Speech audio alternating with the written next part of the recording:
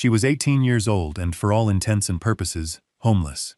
She had no family left to speak of, no plan to follow, and just $27 folded into a worn leather pouch. She owned a single blanket, a change of clothes, and a small, perfectly balanced rock hammer her grandfather had made for her. For 80 years, a loaded minecart had hung from a thick iron cable stretched across Black Pine Gorge, a silent monument to the day the Great Northern Vein collapsed, and no one in the settlement below ever thought to ask what it was carrying. But what nobody knew, what Josephine Carver was about to discover, was that inside that ore car, buried beneath tons of worthless rock, was a secret that would change not only her life, but the future of the entire canyon. Josephine's world had once been the size of the smithy, its boundaries marked by the scent of hot iron, coal smoke, and the quenching hiss of steel plunged into water. It was the world of her grandfather, Elias Carver, a man whose hands were a map of a life spent in labor, with calluses like river stones and scars like faint, white tributaries. He had taken her in when she was 4, after her parents' wagon had failed to navigate the treacherous switchbacks down from the high pass during an early winter storm. Elias never spoke of that day, but his love for her was a quiet, constant thing, as solid and dependable as the anvil that stood at the heart of his forge.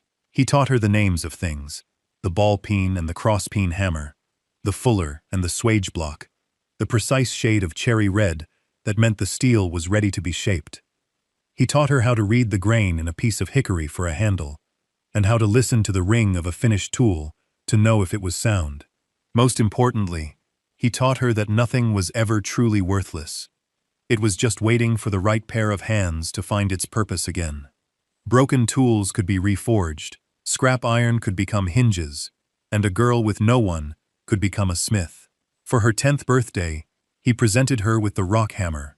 Its head was forged from a piece of a broken mine axle, tempered with a skill that left it hard enough to split granite, but soft enough not to shatter.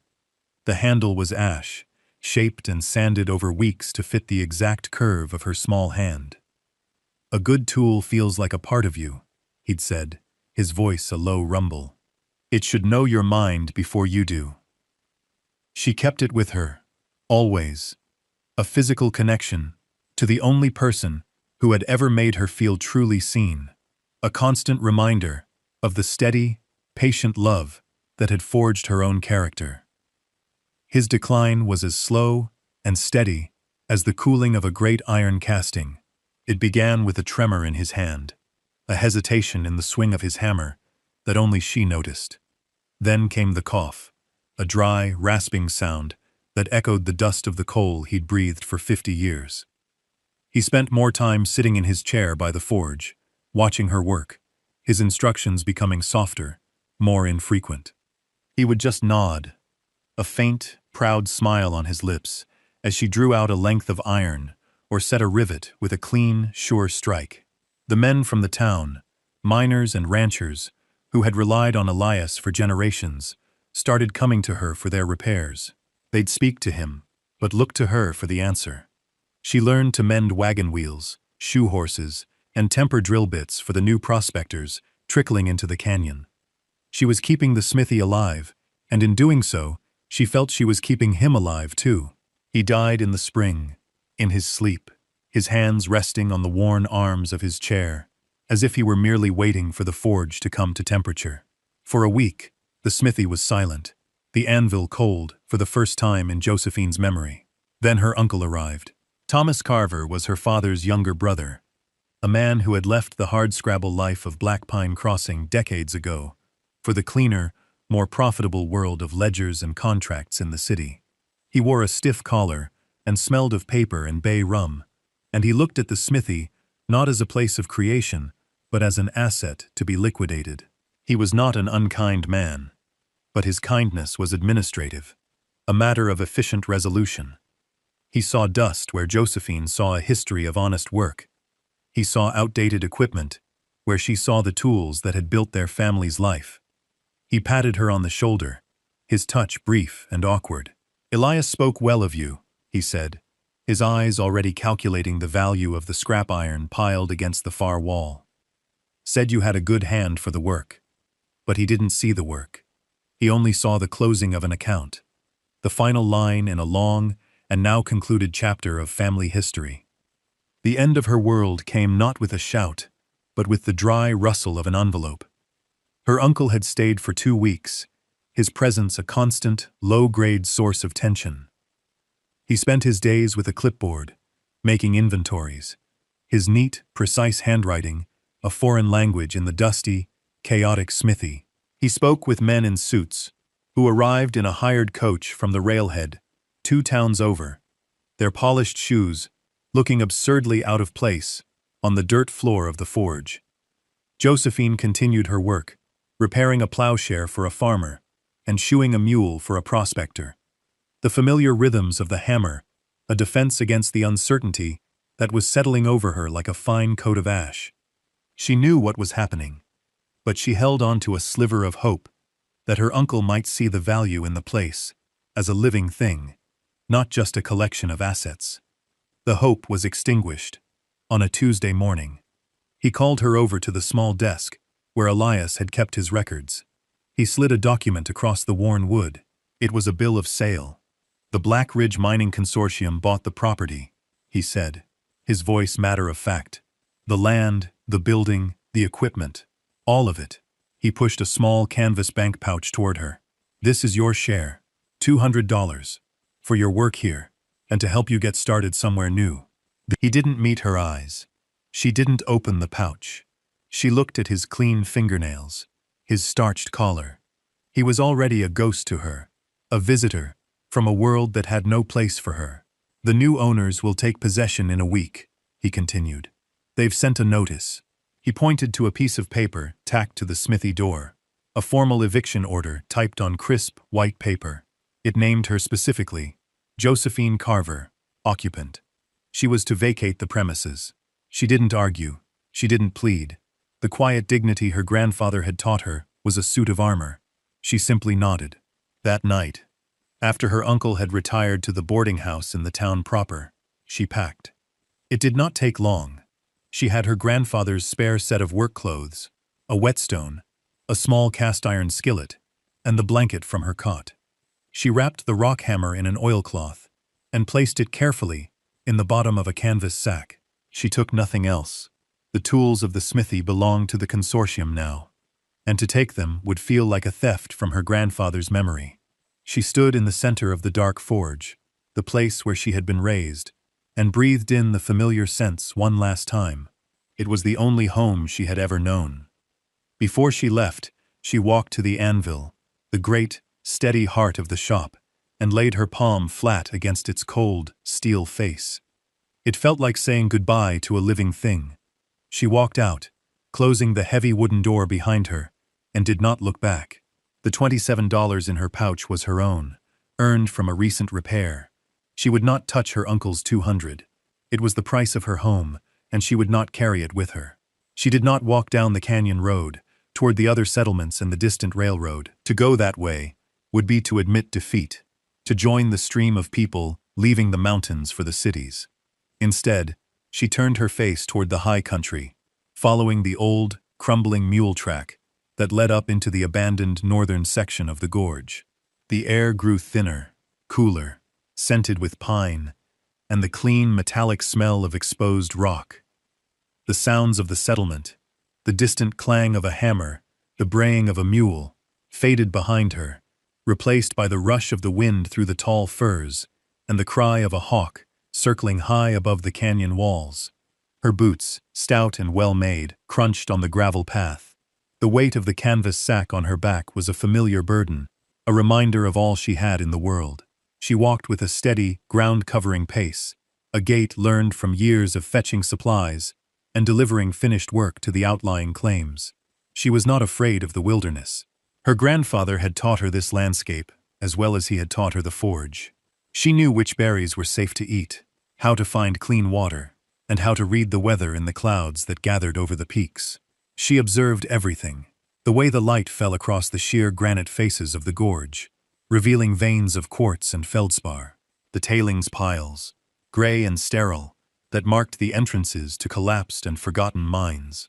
The skeletal remains of an old headframe, its timbers bleached silver by decades of sun and snow, looking like the ribcage of some great, prehistoric beast.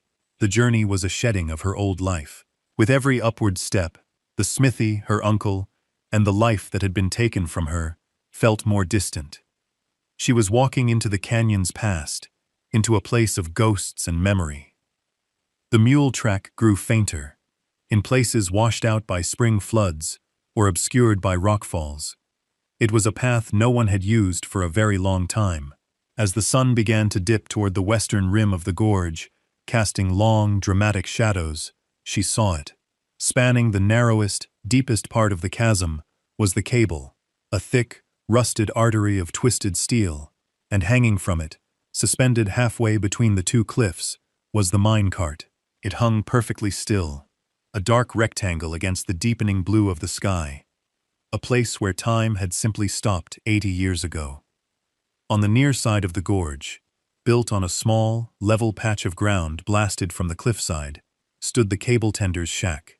It was a small, square structure of rough-sawn pine, its roofline sagging, and its single window, a dark, vacant eye.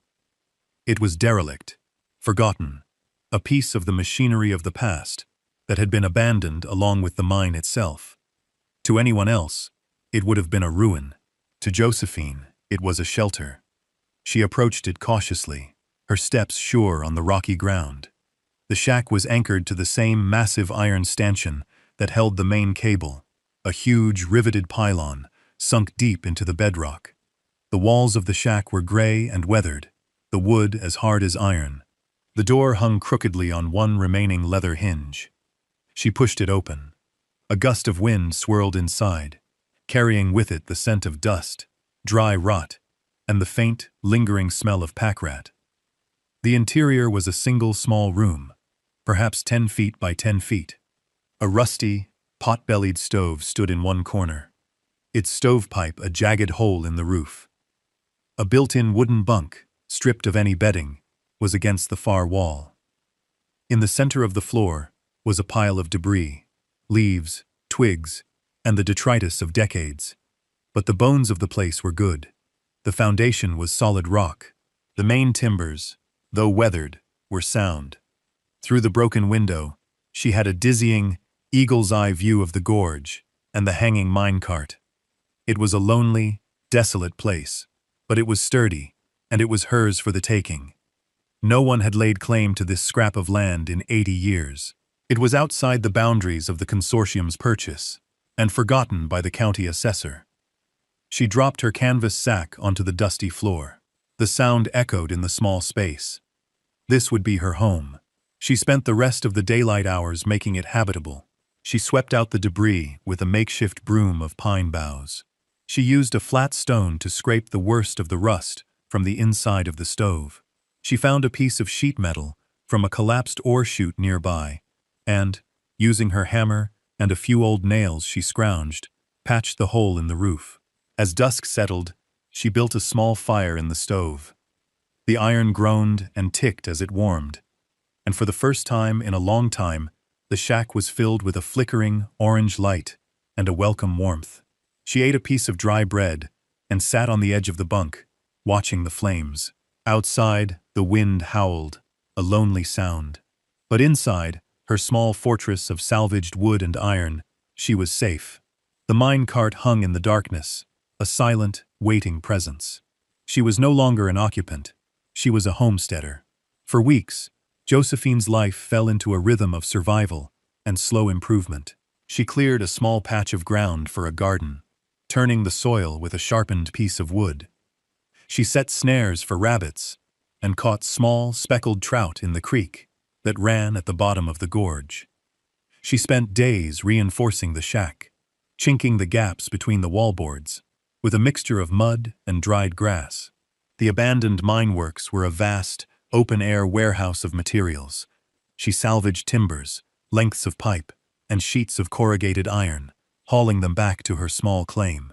Her hands, which had grown soft during her grandfather's last months, became hard and calloused again. The minecart was a constant presence. Every morning when she stepped outside, it was the first thing she saw. It was a puzzle, a piece of history suspended in time. The townspeople, on her infrequent trips for salt and flour, called it the ghost cart. They said the man inside it, the last man to try and cross before the collapse, still haunted the gorge. But Josephine didn't believe in ghosts. She believed in iron, rock, and gravity. The cart was a resource. The iron wheels and axle were valuable scrap. The ore car itself could be repurposed. And the cable, a half-inch of braided steel stretching over 1,000 feet, was a treasure trove of raw material. The decision to bring it down was a practical one. The project took her a week of planning. She studied the anchor stanchion, testing the integrity of the massive bolts that held it to the rock. She inspected the main pulley mechanism, its iron frozen with rust. She spent 2 days chipping away the rust and lubricating the axle with rendered animal fat, until, with a great groan, it turned. She couldn't simply cut the cable. The cart would plummet into the gorge, destroying itself and everything in it. She had to lower it, inch by careful inch. She used a secondary, thinner safety cable she had salvaged, rigging a complex block and tackle system to the stanchion. It was the kind of heavy, mechanical problem her grandfather would have loved. She could almost hear his voice, calm and steady, advising her on leverage and friction points. The day she was ready, the sky was clear, and the wind was still. She took her place at the winch she had rigged, her hands gripping the lever. Slowly, carefully, she began to release the tension on the main brake. The old iron screamed in protest. The cable shuddered, and for a heart-stopping moment, the entire structure vibrated. Then, with a low groan, the cart began to move. It slid out from its 80-year resting place, its wheels turning for the first time, and began its slow descent toward her side of the gorge. It took her 4 hours to bring it in. Finally, its iron wheels touched the solid rock of the cliff edge. It was there. After 80 years, the ghost cart was down. It was filled to the brim with gray, ordinary-looking rock. She spent the rest of the afternoon unloading it, tossing the stones onto a pile. When she was near the bottom, her shovel struck something that wasn't rock. It was a flat, metal plate. Prying it up with the claw of her hammer, she found a hollow compartment beneath. And inside that compartment, wrapped in oilcloth and sealed with wax, was a heavy iron box. It was locked. It took her another hour of patient work, with a cold chisel and her hammer, to break the lock. She lifted the heavy lid. Inside, there was a neat stack of papers, a leather-bound surveyor's notebook, a set of drafting tools, and a small, heavy pouch that clinked with the sound of coins. On top of the papers was a sealed envelope. On it, in elegant, faded ink, was written, "For my wife, Eleanor."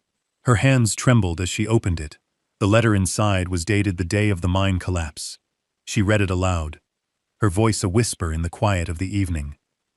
"My dearest Eleanor," the letter began.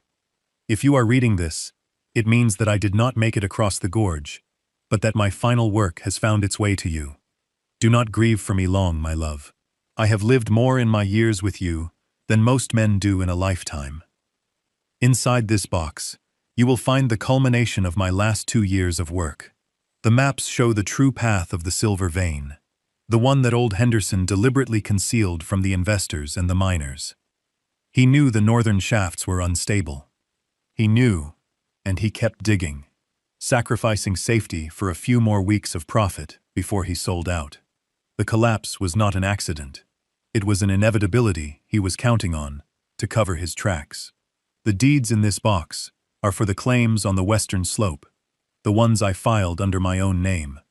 They are worthless now, but the maps will show you they sit atop the richest part of the deposit, far from the unstable ground. This is our future, yours, and the child's you carry. It is a future built on truth, not on the greed that has poisoned this canyon. Sell the claims to an honest company. Take the money and leave this place. Go to the coast, where you can smell the salt air, and our child can grow up somewhere safe. All that I am, all that I have accomplished, I lay at your feet. Know that my last thought was of you, your loving husband, Samuel Keene. Josephine sat on the ground, the letter resting in her lap, the setting sun casting a warm glow on the page. Samuel Keene. He wasn't a ghost. He was a geologist, a man of science and integrity, and he had been trying to save his family. She looked through the other documents. The maps were exquisitely detailed, drawn with a precise, steady hand. The deeds were official, stamped and sealed by the county clerk.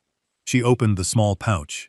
It held 20 gold coins, bright and heavy. Samuel Keene had been sending his wife everything he had. Josephine felt a profound connection to this man she had never met. He had seen the rottenness in the system, and had tried to build something true and lasting from it. And like her, he had been cast out. She carefully placed everything back in the iron box, except for the letter. She folded it and put it in her pocket. The contents of the box were not just a windfall. They were a legacy, a responsibility. That night, she did not feel alone in her small shack. The space was shared by the memory of Elias Carver, a man who had taught her the value of honest work, and the spirit of Samuel Keene, a man who had died for it. Her purpose, which had been the simple act of survival, now had a new and definite shape. She would not just survive in this canyon. She would see Samuel Keene's legacy honored. The next morning, Josephine awoke with a clarity she hadn't felt since her grandfather was alive. The world was no longer just a series of immediate problems to be solved. Food, shelter, warmth. It was now a landscape of possibility, mapped out on the elegant, hand-drawn sheets of paper in the iron box. Her first task, however, remained the shack. It was her fortress, her base of operations, and it needed to be made whole. She spent the next week working with a feverish energy. She used the gold coins to buy real lumber and a bag of nails in town, hauling them up the steep track on her back. She framed a proper window and bought a pane of glass for it, a luxury that felt like a miracle. The light now flooded the small room, illuminating the dust motes dancing in the air.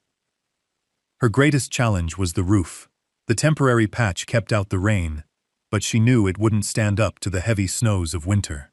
She needed to replace the main support beam, a massive piece of timber that was half rotted through.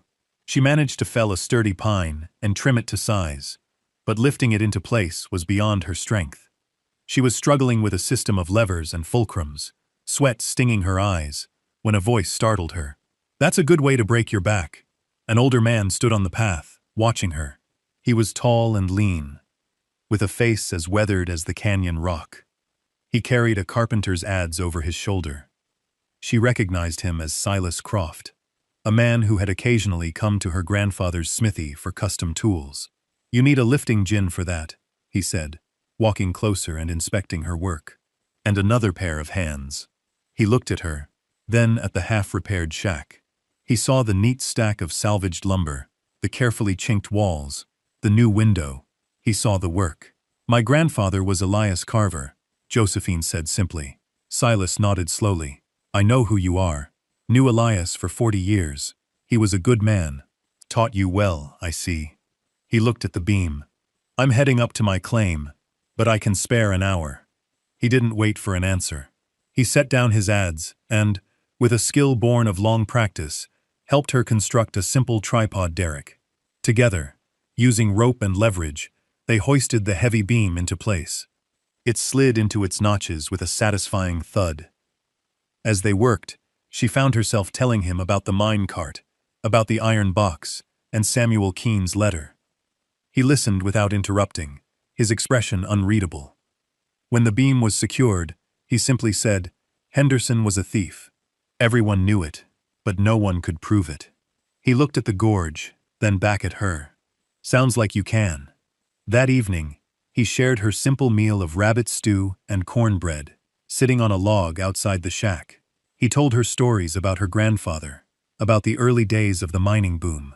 For the first time since she'd left the smithy, she felt a flicker of community, a connection to another person, built not on pity, but on shared work and mutual respect.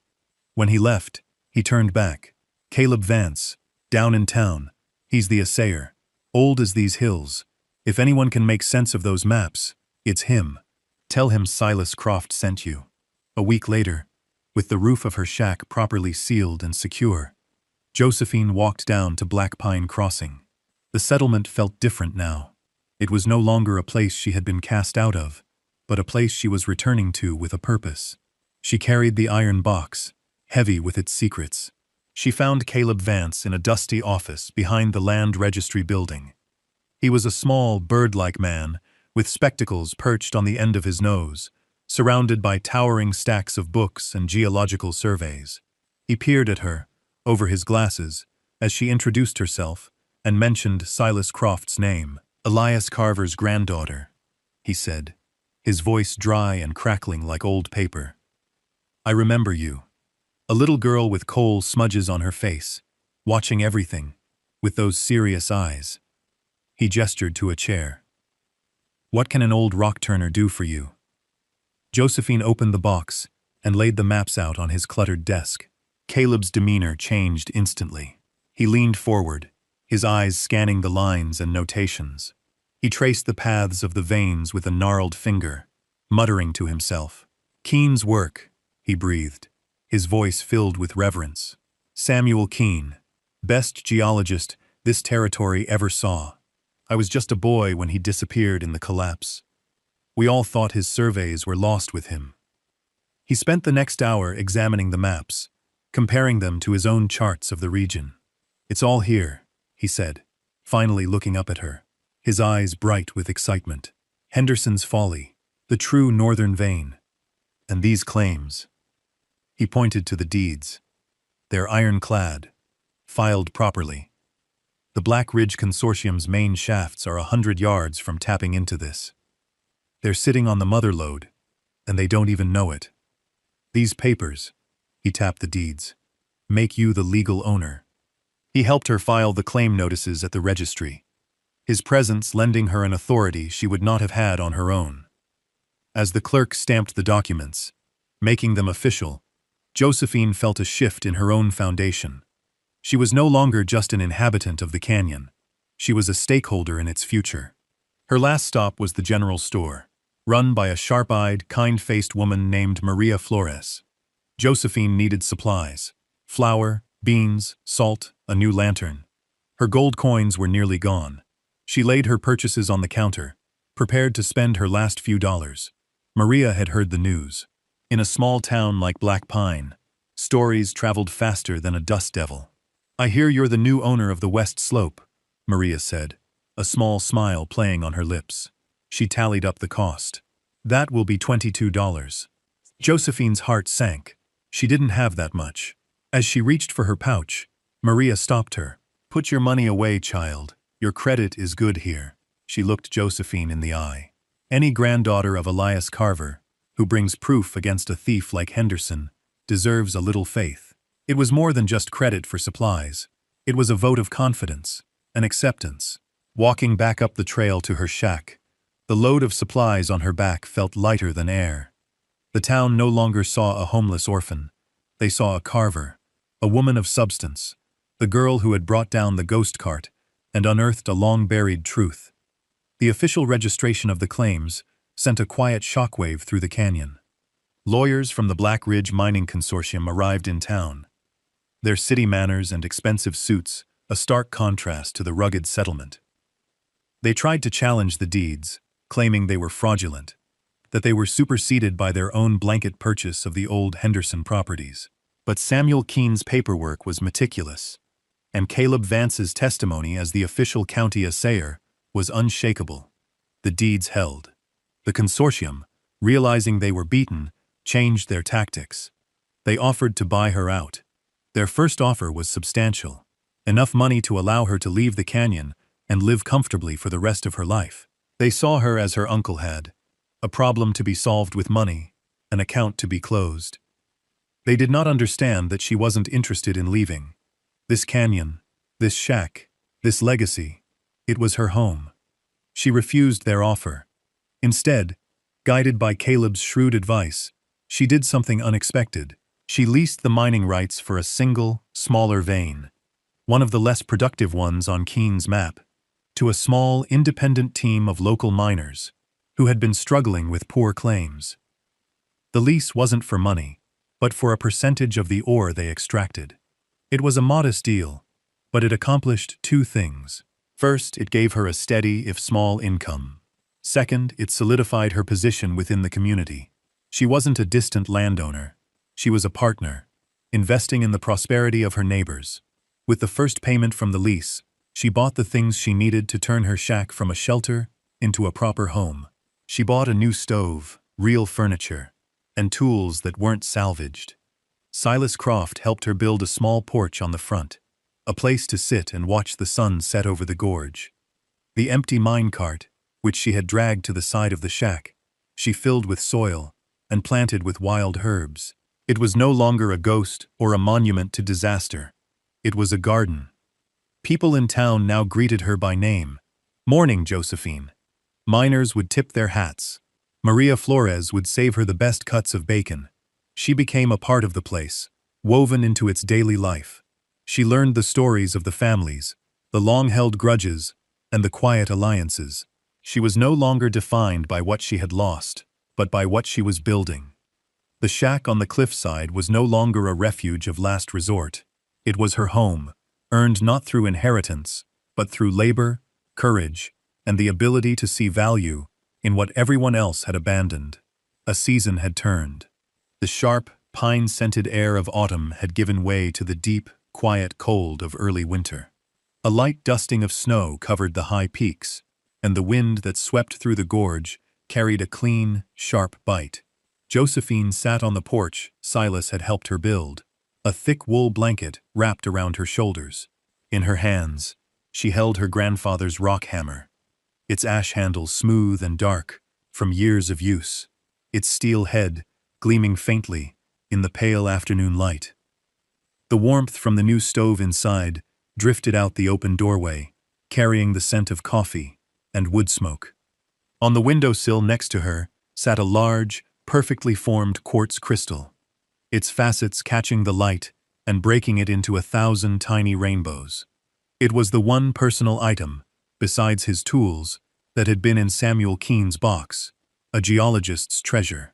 She ran a thumb over the familiar contours of the hammer's handle, a tool made for her by a man who had given her a past. Then she looked at the crystal, a piece of the mountain's heart, left behind by a man who had given her a future. Elias Carver and Samuel Keene, two men she had never seen in the same room, from different worlds, who had converged to build the foundation of her life. One had taught her the strength of her own two hands, the integrity of well-made things, the quiet dignity of labor. The other, through a message in a bottle, cast into a chasm of time, had taught her that hope could be a tangible thing, a legacy as real as rock and iron. She thought of her uncle, Thomas, and for the first time, she felt no anger, only a kind of distant pity. He had seen the world as a ledger of profit and loss, and in selling the smithy, he had balanced his books. But he had never understood the true value of the place, the wealth that couldn't be counted in dollars. He had traded a history for a handful of coins. Josephine looked out across the gorge, to the far cliff where the other great stanchion stood. The cable was gone now, coiled neatly beside her shack. The sky between the cliffs was empty, clear. She was 18 years old and had been cast out with nothing but a hammer and a handful of change. She had spent her courage on a derelict shack and a forgotten piece of history. It was the best investment she had ever made. What would you do if the defining feature of your hometown was a puzzle no one had ever dared to solve? For 90 years, a weathered frontier wagon hung impossibly in the highest branches of a giant sentinel pine, a silent testament to some forgotten calamity. Everyone in Elk Hollow had a theory, but no one had the nerve to climb. That is, until 18-year-old Hattie Lorraine Briggs, carrying the weight of a fresh grief and the town's pity, bought 100 feet of hemp rope for $1 she didn't have. But the truth waiting for her in that timber-framed cradle, suspended between earth and sky, was far more than a simple answer to an old riddle. It was a legacy that would change the valley forever. Settle in, and let us know where you're watching from, as we tell the story of the girl who climbed into the past. Hattie Lorraine Briggs returned to Elk Hollow on a Tuesday, the dust of the valley road clinging to the hem of her worn calico dress like a second morning. She was 18, but her eyes held the flat, quiet sorrow of someone much older. Her father, a logger with hands like gnarled oak and a laugh that could shake pine needles from their branches, was gone, taken by a fever that had swept through the logging camp up north. He had left her with little more than his good name, a well-oiled axe, and a deep-seated stubbornness the townsfolk mistook for foolish pride. She stepped down from the mail wagon, her only luggage a small canvas satchel, and the silence that fell over the main street was thick and heavy. The good people of Elk Hollow looked at her with a mixture of pity and judgment. A girl alone, with no prospects and no family to speak of. She was a problem they didn't know how to solve. She ignored the whispers that followed her, like stray dogs, as she walked toward the mercantile. She felt their eyes on her back, felt the weight of their assumptions. Poor thing. What will she do now? Ought to find a husband. Quick. Her father had taught her to read, to track, to mend what was broken, and to look a man square in the eye. He had not, however, taught her how to bear the quiet condescension of a town that saw her only as a liability. Inside the mercantile, the air smelled of coffee beans, cured leather, and cloves. Mr. Henderson, the proprietor, polished the counter with a rag, his movements slow and deliberate.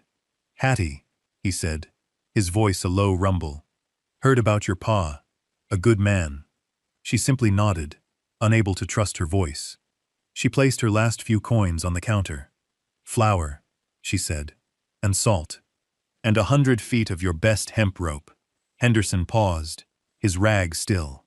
He looked at the coins, then at her face. He pushed the flour and salt forward, but left the rope coiled on its spool. "The food is on the house, child. A tribute to your father. But what in God's name do you need with that much rope?" Hattie looked past him, through the dusty window, to the distant silhouette of Sentinel Ridge. High on its slope, a single, massive pine clawed at the sky, and in its upper branches, just a dark speck from here, was the wagon. "I have some climbing to do," she murmured, her voice finally steady. Henderson sighed, a long, weary sound. "That old thing, Hattie, leave it be. Some things are best left as mysteries." But Hattie just gathered her supplies, her gaze fixed on that distant tree. The mystery wasn't the point. The point was that for the first time in her life, there was nothing and no one left to hold her to the ground. Her decision to climb to the Sentinel wagon, as it was known, became the talk of Elk Hollow before she'd even cleared the town limits. It was seen not as an act of courage, but as a symptom of grief-addled madness. A young woman, alone and unmoored, tilting at a 90-year-old windmill made of wood and wonder. The story had been woven into the fabric of the town's identity.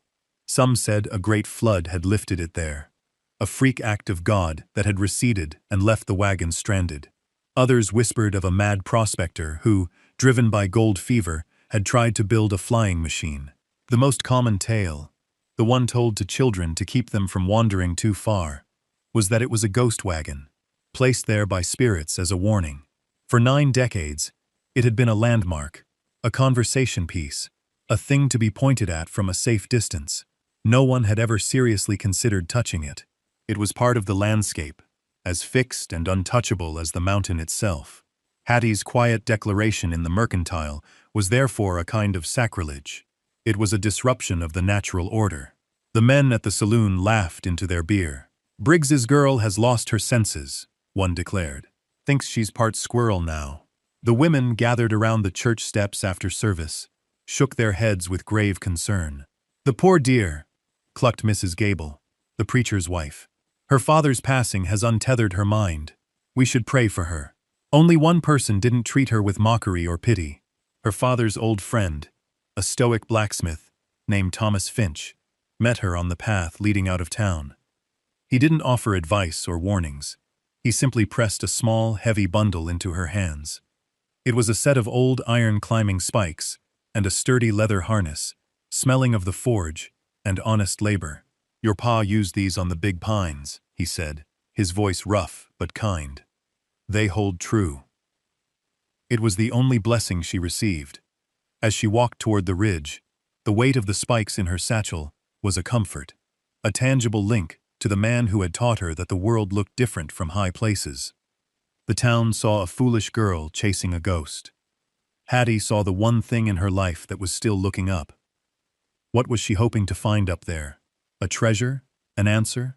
Or was she just trying to climb so high that the grief on the ground couldn't reach her? Let us know in the comments what you think drove her, and be sure to subscribe for more stories of forgotten history. Now, as Hattie reached the base of the ancient tree, the true scale of her task finally settled upon her. The whispers of Elk Hollow faded behind her, replaced by the sound of wind moving through the high country. The town's judgment felt small and distant here, dwarfed by the sheer presence of the mountains. Sheriff Brody, a man whose authority came more from the shine on his badge than any real wisdom, had been the loudest of her detractors. He'd stopped her as she passed the livery stable, his hands on his hips, a smirk playing on his lips. "Now, Hattie," he'd said, his voice dripping with condescension. "This is a fool's errand. You're gonna get yourself hurt, and then you'll be my problem. Why don't you just go on back to your father's cabin and act sensible?" Hattie had met his gaze, her expression unreadable. "Being sensible hasn't gotten me very far, Sheriff," she'd replied, her voice quiet but firm, and continued walking without another word. His laughter had followed her, sharp and dismissive. It was the laughter of a man who believed the world contained no mysteries he couldn't measure with a yardstick or lock in a cell. His mockery was a stone in her shoe, but it only strengthened her resolve. Her path took her past the edge of the known territory, where the well-worn trails gave way to game paths and memory. It was here, near a small, clear stream that tumbled over mossy rocks, that she encountered the valley's oldest resident, Silas Blackwood. He was a trapper and a recluse, a man who spoke more to the seasons than to people. He was sitting on a fallen log, mending a snare with thin, practiced fingers. His face was a roadmap of wrinkles, his eyes the color of the winter sky. He watched her approach without surprise, as if he'd been expecting her. He didn't offer a greeting, just a slow nod. Hattie, respecting his silence, nodded back. As she passed, his voice, dry as autumn leaves, rustled behind her. "Some things ain't stuck," he said, not looking up from his work.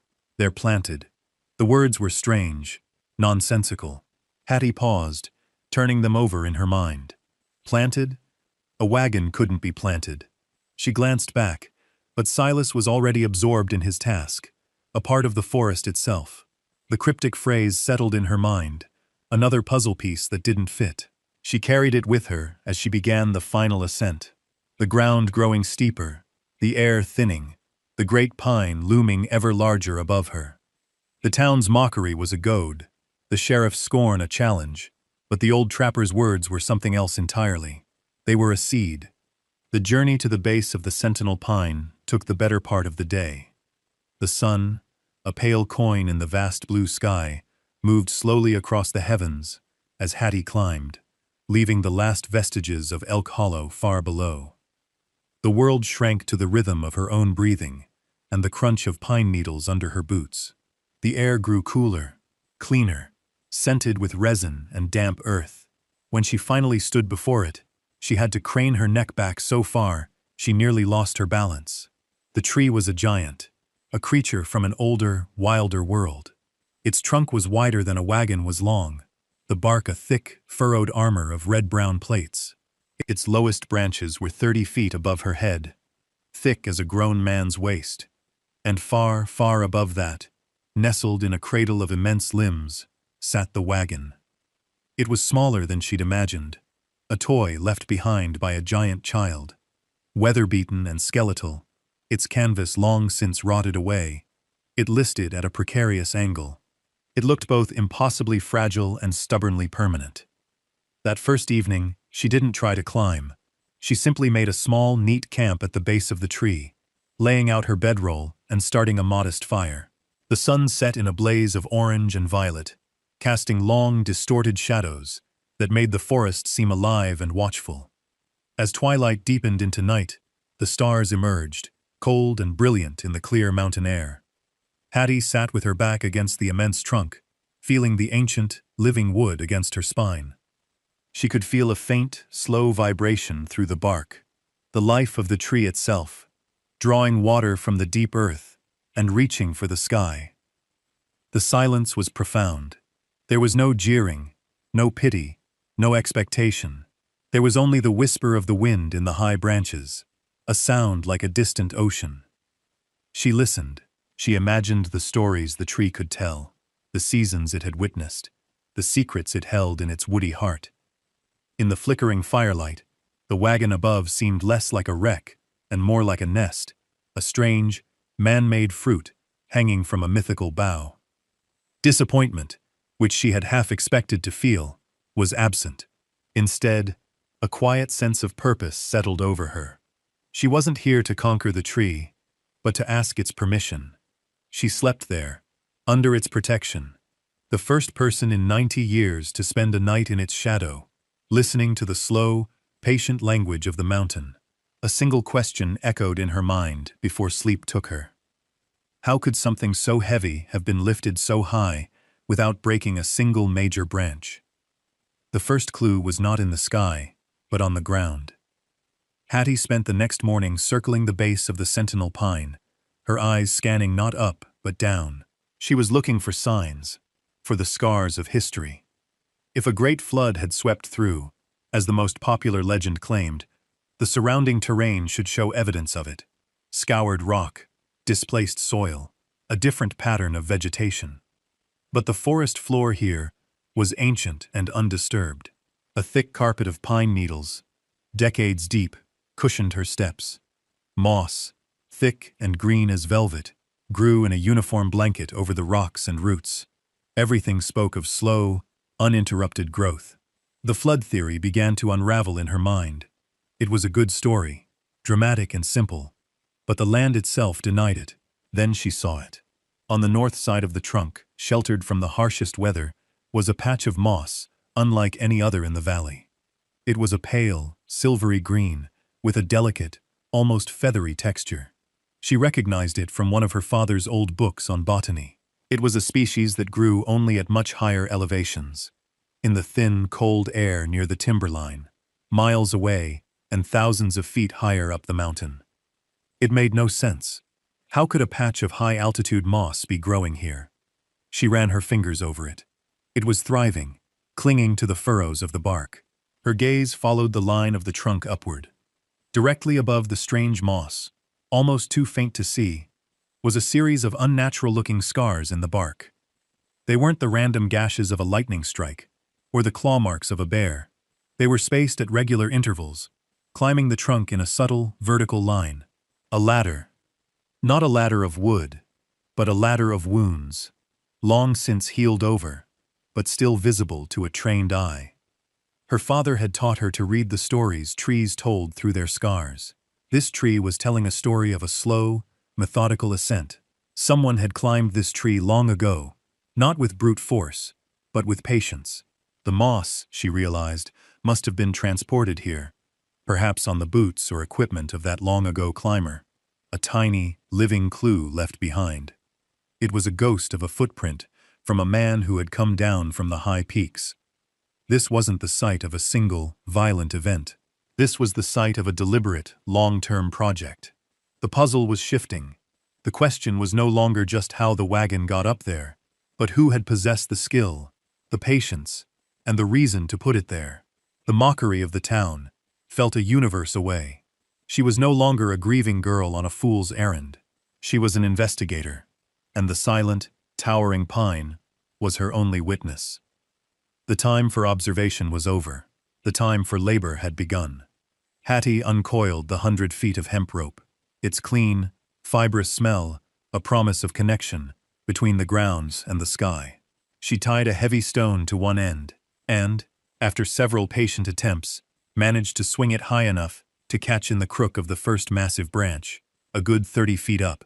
She pulled on it, testing its hold, her entire body weight hanging from the line.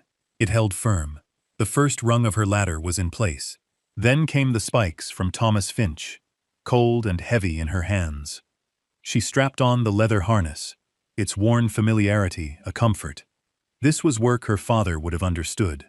The first few spikes were the hardest, driven into the thick, resistant bark, with a small hammer from her satchel. Each strike echoed in the quiet forest. It felt like a violation, wounding this ancient being, and she whispered a quiet apology to the tree with each blow. Once the first spike was secure, she looped a safety line from her harness and began her ascent. It was slow, grueling work. Climb a few feet, find a secure hold, hammer in another spike. The rope was a guide, but the real work was done by her own strength, her fingers and boots finding purchase in the rough landscape of the bark. Hours passed. The sun climbed higher, filtering through the dense canopy in shifting patterns of light. Her world shrank to the few feet of trunk in front of her face. The smell of pine resin was sharp and clean. Her muscles burned, her hands grew raw. But a steady, calm rhythm took over. This was a language she knew, the language of physical effort, of problem-solving, of moving steadily toward a goal. She was not just climbing a tree, she was climbing out of the fog of her grief, one foothold at a time. The memory of her father was with her in the sure grip of her hands, in the knowledge of knots he had taught her, in the quiet determination that had been his defining characteristic. As she climbed higher, the forest floor receded, the familiar world giving way to a new perspective. She could see over the surrounding treetops, to the ridges and valleys beyond. The town of Elk Hollow was just a smudge of smoke in the distance. Up here, the wind was a constant companion, a living presence that pushed and pulled at her, testing her balance. She finally reached the level of the wagon, her heart pounding, not just from exertion, but from anticipation. It was even more weathered up close, the wood bleached silver by sun and scoured by wind. An axle was broken, and one wheel hung askew, but it was otherwise remarkably intact, held fast in a web of thick branches that had grown around it, embracing it, making it part of the tree itself. It wasn't just stuck, it was woven into the very fabric of the pine. She had one final, difficult maneuver, pulling herself over the last branch and onto the tilting floor of the wagon bed. And there, breathing heavily in the thin mountain air, she stood where no one had stood for 90 years. The floor of the wagon bed was covered in a thick layer of decomposed pine needles and dust, a miniature forest floor 90 feet in the air. For a moment, Hattie simply stood, catching her breath, taking in the impossible view. The world spread out below her like a map. She felt a dizzying sense of accomplishment, a quiet triumph that had nothing to do with the town and everything to do with herself. Then, her eyes began to search. There was no treasure chest, no pile of gold dust, no human remains. There was just the skeletal frame of the wagon, a few rotted leather straps, and the debris of the decades. But in the corner, protected from the worst of the elements by the high, curved side of the wagon, was a small, unassuming tin box, the kind used for keeping documents or tea. It was rusted shut, but heavy. Her heart beat a little faster. This was it. This was the story. She worked at the lid with the tip of her knife, the rusted metal groaning in protest. Finally, with a sharp crack, it gave way. Inside, nestled in what was once oilcloth, was a leather-bound journal, its cover stiff and warped, but its pages miraculously preserved by the dry, airy conditions. There was also a small canvas satchel, and when she opened it, she found it filled not with gold, but with seeds.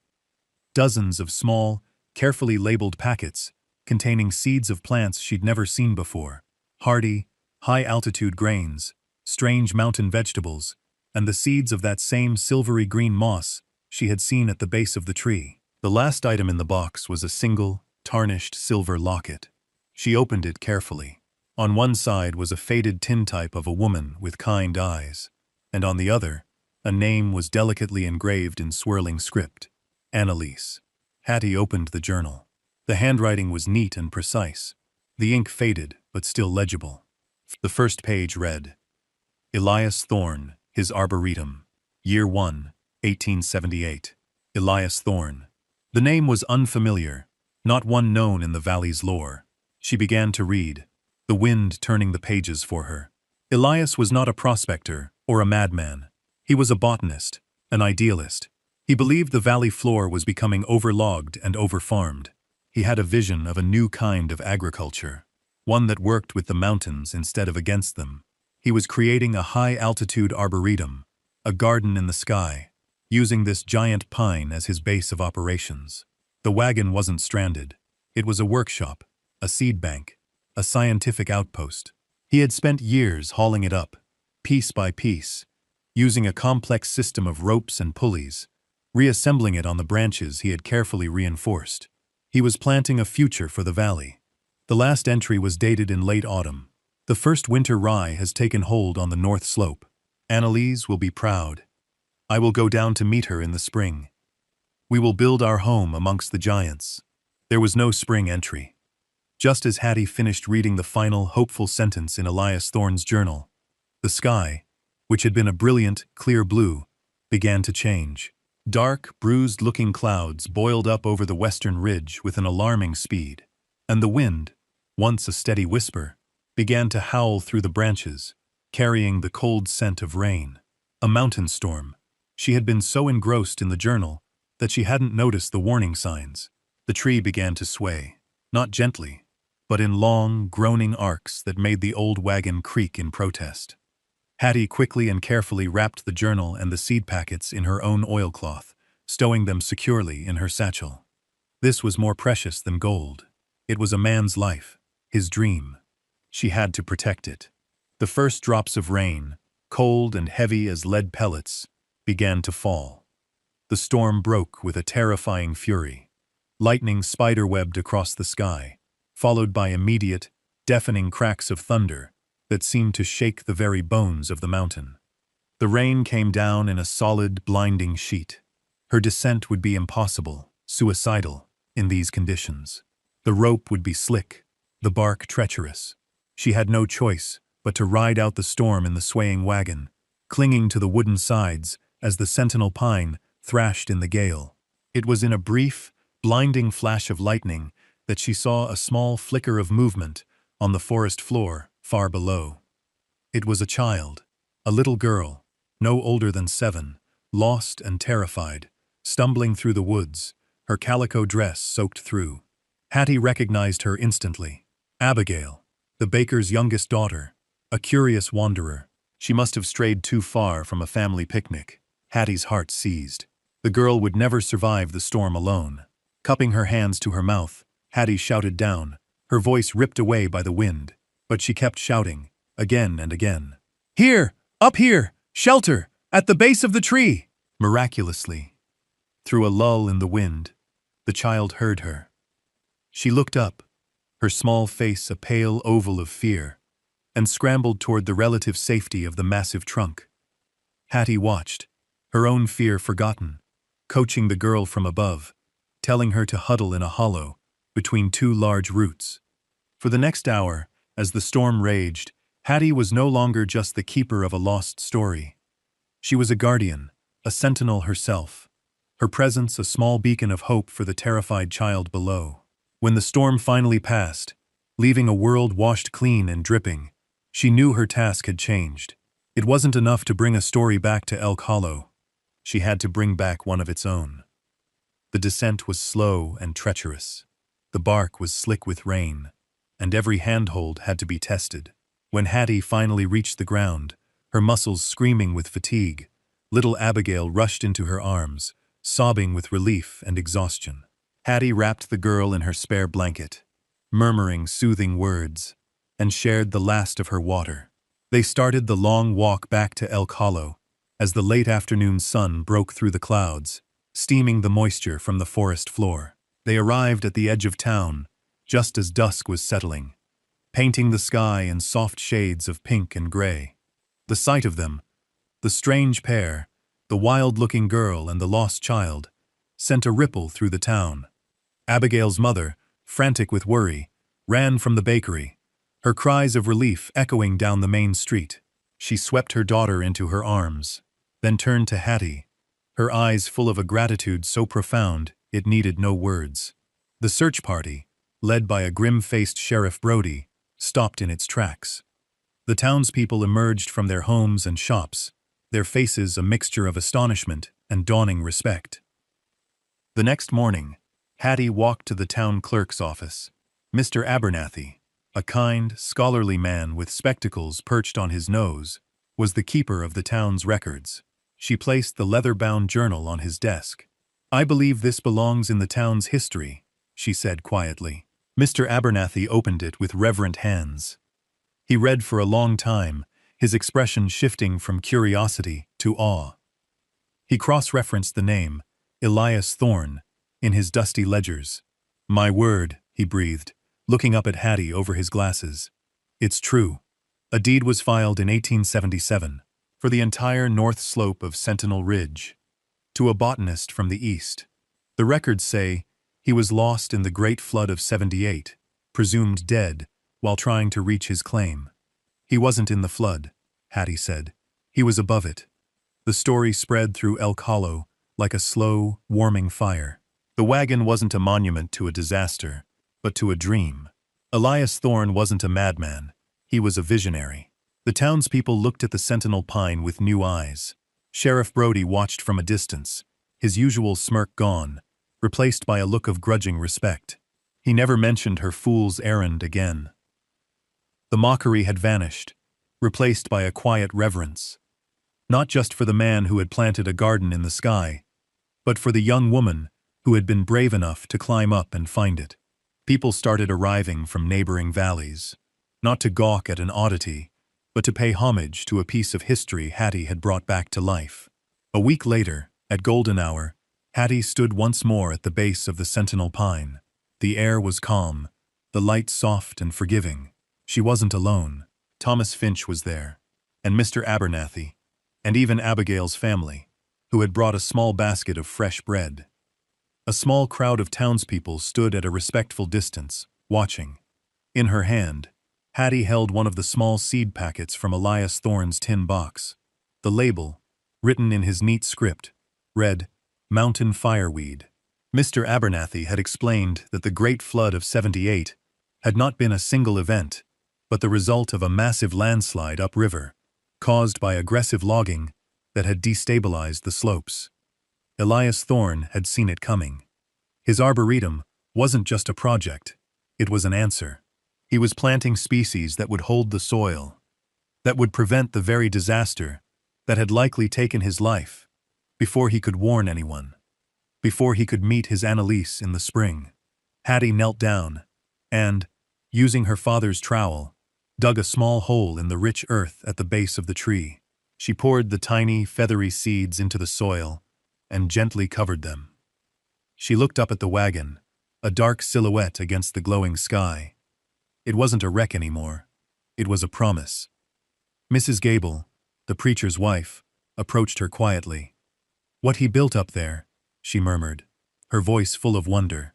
It's a monument." Hattie stood up, brushing the dirt from her hands, and looked not at the wagon, but at the earth where the seeds now lay. "No," she said, her voice clear and steady in the evening air.